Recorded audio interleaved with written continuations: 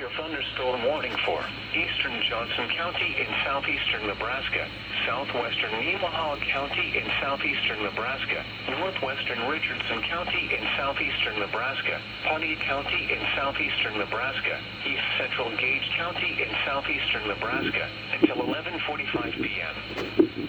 At 11:02 p.m., severe thunderstorms were located along a line extending from 3 miles east of Tecumseh to 4 miles southwest of Elk Creek to near Burchard, moving east at 30 miles per hour. Expected hazards include 60 miles per hour wind gusts and penny-size hail. This is a radar-indicated threat. Impact. Expect damage to roofs, siding, and trees.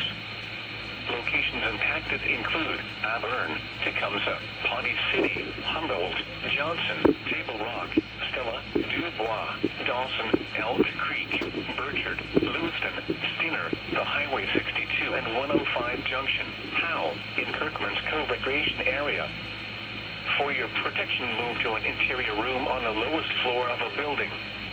Repeating, a severe thunderstorm warning has been issued until 11:45 p.m. for the following counties in Nebraska: Gage, Johnson, Nemaha, Pawnee, and Richardson.